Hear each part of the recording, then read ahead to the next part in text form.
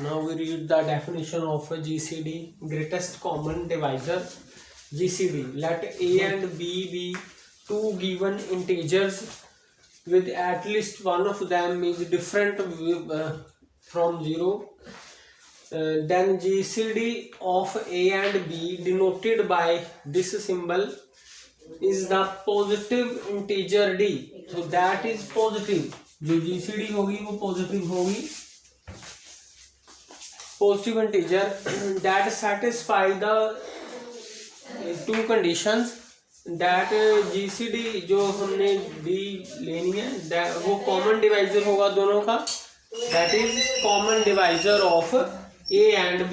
Further वो क्या चाहिए, ग्रेटेस्ट.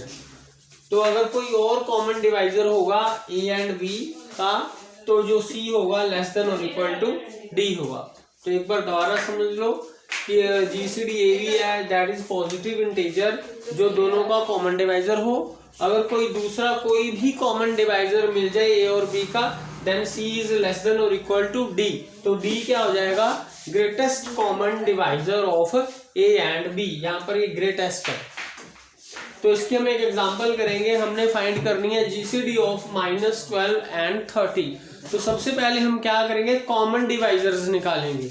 वो क्या होने चाहिए, पॉजिटिव होने चाहिए. तो -12 के डिवाइजर्स क्या है, positive divisors of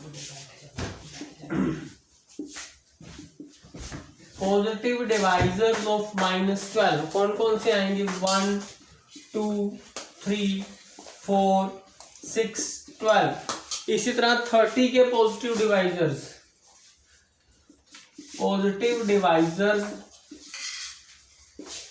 of 30 1 2 3 5 6 10 15 and 30. अब इनमें से जो कॉमन डिवाइजर है वो लेने हैं हमने.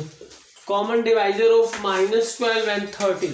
तो कॉमन डिवाइजर कौन कौन से हैं, ये वाले, ये कॉमन है. इसी तरह ये भी कॉमन डिवाइजर है, ठीक है. 3 भी कॉमन है. So common divisors of -12 and 30 1 2 3. उसके बाद कॉमन डिवाइजर है 6. इसके बाद और कोई कॉमन डिवाइजर नहीं है. तो इनमें से जो सबसे बड़ा है वो क्या है, 6. वो इसको सेटिस्फाई करेगा. जितने भी कॉमन डिवाइजर हैं वो D से लेस देन और इक्वल टू है. तो 6 से सारे कॉमन डिवाइजर क्या होंगे, छोटे होंगे. तो इनमें से जो भी कॉमन डिवाइजर लेने हैं उनमें से जो सबसे बड़ा कॉमन डिवाइजर है that is greatest common divisor.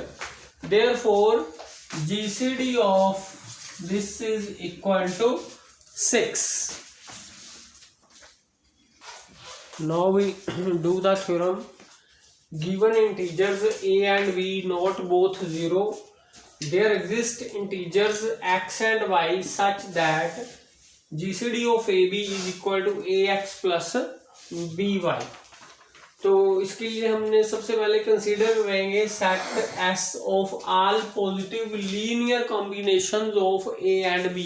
So S is a set of linear combinations of A and B. They are positive and UV are integers.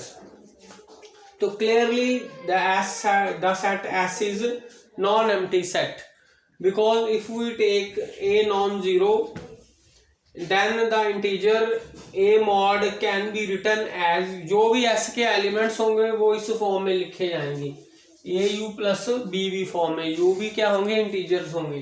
तो A mod को हम इस तरह से लिख सकते हैं,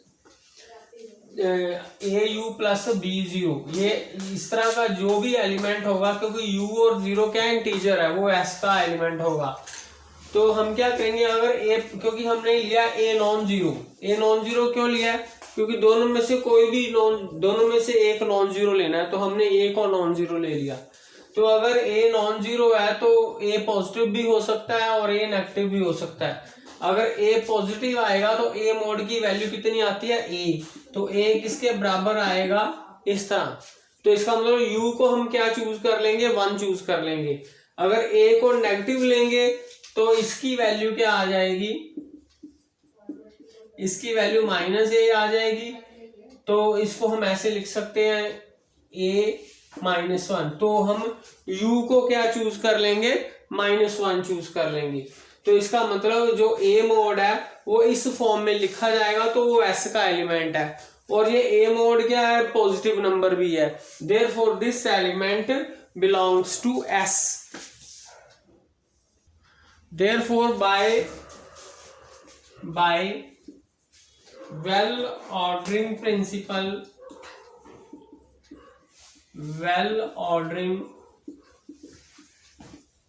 principle, S must contain a smallest element D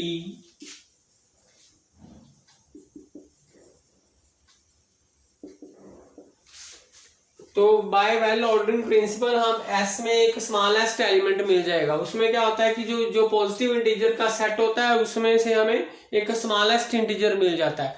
तो हमें एक स्मॉलेस्ट एलिमेंट मिल जाएगा D belongs to S। Now D belongs to S। तो इसका मतलब D को हम इस फॉर्म में लिख सकते हैं, क्योंकि जो S के एलिमेंट है इस फॉर्म के हैं, AU plus BV, U and V are integers. तो D इस फॉर्म S फॉर्म में आ जाएगा, where for some integers X and Y। तो नेक्स्ट हम क्लेम करेंगे जो ये D है that is the GCD of AV। तो इसके लिए हमें क्या प्रूव करना पड़ेगा कि D A और B दोनों को डिवाइड करता है। तो उससे हम बाय डिवीजन एल्गोरिदम हम A को D से डिवाइड कर रहे हैं। अगर रिमाइंडर 0 आ जाएगा तो Q A को डिवाइड कर देगा। तो A by division algorithm A को D से डिवाइड कर रहे हैं, तो ये क्वोशंट और रिमाइंडर हमें मिल जाएंगे।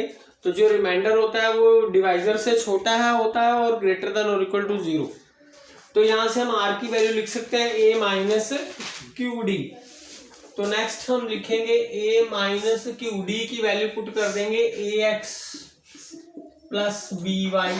तो इसको सॉल्व करेंगे, हमारे पास आ जाएगा A की वैल्यू कॉमन आ जाएंगी 1 minus QX and minus plus B minus QY। तो ये इस फॉर्म में बन जाएगा, AU प्लस BV फॉर्म का बन जाएगा। तो हमने R को इस फॉर्म में लिख दिया, तो ये S का एलिमेंट होगा अगर ये पॉजिटिव नंबर भी होगा, और ये इंटीजर होने चाहिए U और V। तो ये 1 माइनस QX ये भी इंटीजर है और ये भी इंटीजर है, बिकॉज XY भी इंटीजर है और Q भी इंटीजर है, क्योंकि XY ये सब इंटीजर्स हैं, XY Q। तो ये इंटीजर्स बनेंगे, UV की फॉर्म में आ जाएंगे, ये U हो जाएगा, ये V। तो अब हाँ, अगर ये पॉजिटिव हो गया, तीसरी कंडीशन है कि ये पॉजिटिव भी होना चाहिए। तो ये पॉजिटिव भी हो गया तो RS का एलिमेंट हो गया, क्योंकि ये इस फॉर्म में लिखा गया AU प्लस BV। तो ये contradicting the fact that D is the least integer in S, क्योंकि हमने D को सबसे छोटा नंबर लिया है S में, तो R उससे भी छोटा नंबर S में नहीं हो सकता। ये D की जो चॉइस है उसको कॉन्ट्राडिक्ट कर रहा है। तो इसका मतलब R पॉजिटिव नंबर नहीं हो सकता, तो R को हमें 0 लेना पड़ेगा। अगर हम R को 0 लेंगे तो ये बन जाएगा A is equal to QD।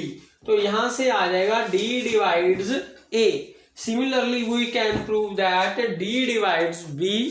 तो यहां से हमारे पास आ जाएगा D is a common divisor of A and now let if C is an arbitrary common divisor of A and B, that is C divides A and C divides B। तो हमने theorem prove की हुई है कि C अगर A और B को divide करता है तो C AX प्लस BY को भी डिवाइड करता है for some integers X and Y। तो C divides AX plus BY for some integers X and Y। तो बिकॉज AX प्लस BY किसके बराबर हमें गिवन है, D के बराबर। तो इसका मतलब C D को भी डिवाइड कर गया। तो ये भी हमें पता है कि जो भी डिवाइजर होता है वो लेस देन और इक्वल टू डी होगा, ठीक है। जैसे अगर 2 4 को डिवाइड कर रहा है तो 2 4 से छोटा होगा, या 4 4 को डिवाइड कर रहा है तो वो बराबर होगा। इस तरह से जो डिवाइजर होंगे वो डी से बड़े नहीं होंगे। अगर सी डी को डिवाइड कर रहा है उससे छोटा होगा या उसके बराबर होगा। तो बाय डेफिनेशन बिकॉज अब डी क्या था, कॉमन डिवाइजर भी था, तो हमने एक और कॉमन डिवाइजर लिया जो ए और बी का, तो हमने प्रूव कर दिया कि सी लेस देन और इक्वल टू डी है। तो therefore by definition of GCD, D is the GCD of A and B.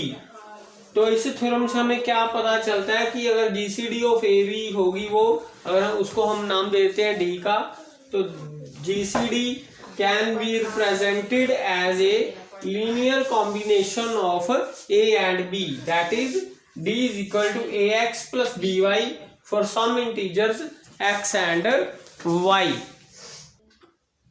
तो नेक्स्ट हम इसकी corollary करेंगे।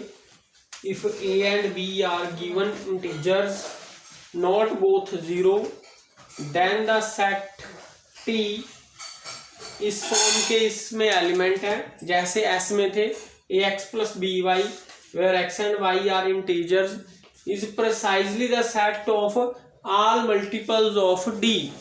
d क्या है, जीसीडी ऑफ ए बी। तो इस सेट में जितने भी d के मल्टीपल्स हैं वो हमने इकट्ठा करने हैं। तो ये हम करोलरी अभी करेंगे। तो हम इसका प्रूफ करेंगे। Let d be GCD of a and b, therefore d divides a and d divides b।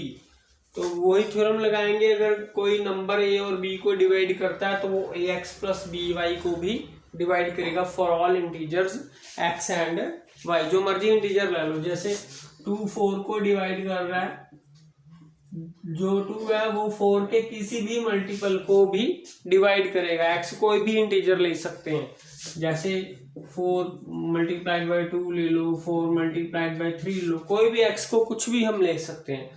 तो इस तरह से ये आ जाएगा कि d divides A X plus B Y for all integers. तो यहां से आ गया A X plus B Y is a multiple of D. तो हमने यही प्रूव कर दिया कि अगर ऐसा नंबर है that is multiple of D है, where D is the GCD of A B. तो हम एक कन्वर्स पार्ट भी प्रूव करना पड़ेगा। अगर डी को पता है हमने D GCD of A B है, तो इसको इस हिसाब से लिख सकते हैं हम, linear combination of A and B for some integers. तो हम डी के मल्टीपल्स लेंगे तो हम प्रूव कर देंगे कि इसके मल्टीपल्स जो है टी में आ जाएंगे, यही हमने प्रूव करना है। तो डी के मल्टीपल लिए हमने, एन को मल्टीप्लाई कर दिया, इसको इस फॉर्म में लिख सकते हैं। तो ये तो इंटीजर्स आ गए, इनको हम लिख सकते हैं, ये इस फॉर्म में आ गया A X plus B Y form में। तो जो एन डी है वो लीनियर कॉम्बिनेशन हो गया ए और बी का, तो इसका मतलब एन डी टी में आ गया। तो हमने प्रूव कर दिया कि जो नंबर है अगर, तो ये डी के मल्टीपल है। अगर दूसरा कन्वर्स पार्ट भी कर दिया, अगर कोई भी डी का मल्टीपल है तो वो इस फॉर्म का है, तो टी में आ गया। तो इससे हमारा ये प्रूव हो गया कि जो ये सेट है, this is the precisely the set of all the multiples of D.